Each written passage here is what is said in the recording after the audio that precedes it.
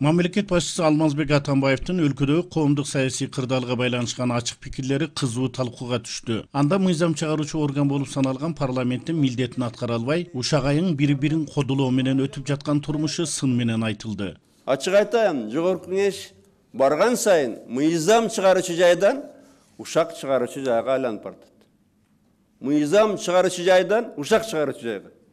Бирок бул билдирүү парламентке карата болгон коомчулуктун нааразычылыгын дагы күчөткөндөй болду. Көз ачып караган адамга жогорку кеңеште эмне болуп жаткандыгын жашыруу кыйын. Эң алдыңкылардан бул кызматка келер алдында элге берген убадалар кумга сиңген суудай жок болгондугун айталы. Мындай жагдай кайсы гана шайлоочуну болбосун нааразычылыгын жаратпай койбойт.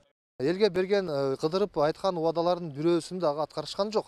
Бүгүнкү күнү бир дагы шайлоочу мен ушул парламентке разымын же ушул депутатка разымын деген бир дагы бүгүнкү күндө Кыргызстанда жаран таппайсыз да.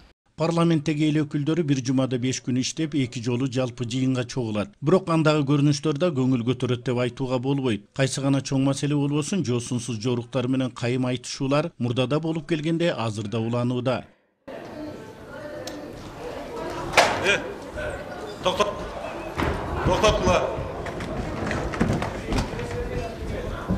Болбаса отставкага кеткиле. İştebey etsin hem de iştebey kalabı. Мен азыр айтам. Görgü Биз gelmese айтабыз. kalkanı görüp atat.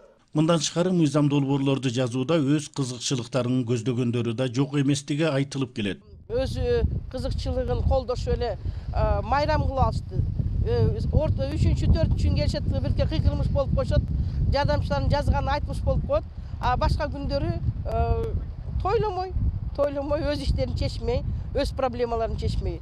Мындай депутаттар, конечно, мамлекетти сактап калып, же анын келечегин алып кетип, мамлекетти өнүккөнгө, өйдө жылганга жол ачып бербейт. Айрым бир учурларда жалпы жыйында саналуу гана эл өкүлдөрү олтургандыгы да болуп келген жагдайлардан. Мындан улам укук коргоочу айым Токтайым Үмөталиеванын аял эркегине карабастан жасанууга кетишкен дегенин сабак үчүн угузуп коелу. Жанагы сулуулук салондо жүргөндөрдүн көрүп атам. Керек болсо кыздар эмес, эркек жигиттер ошо салондордо кыдырып жүргөндө чачың тик турат. Алар качан окушат, дайындашат, качан өзүн деңгээлин көтөрөт. Жогорку кеңештин 6-чакырылышы 2015 жылы шайланган. Өлкө президенти Алмазбек Атамбаев буга чейин парламент өз мөөнөтүнүн аягына чейин иштеши керек деген пикирин бир нече жолу айтып келгендиги жалпыга маалым. Бирок акыркы билдирүүсү саясий кырдаалдан улам президентти ушундай кадамга түрткөндүгүн саясатчылар белгилешүүдө. Депутаттарга да кайрылат элем да. Урматтуу депутаттар, карганын көзүн эч качан чукубайт. Карганын көзүн эч качан чукубайт. Эми эл бузарларды, мародерлорду тайраңдатып коюп, эми балыктай болуп, тымпыйып карап отурганча, анда тарап эле кетпейсиңерби? Бакыт Төрөбаевди колдоп. Президенттин демилгеси эң туура.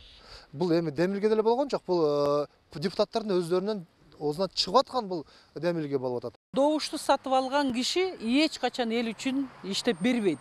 Ошондуктан бул парламент тараш керек экенин бир эле президент айтып эле чектелбестен эл да талап кылып атат. Ошондуктан 6-чакырылыштын депутаттарынын кызматтык мөөнөттөрү канчага чейин созулуп аягына чейин иштешеби, ага убакыт таразы экендигин кошумчалай туралы. Каныбек Темиров, Нурсултан Пиназаров, 7 канал Бишкек өкүлчүлүгү.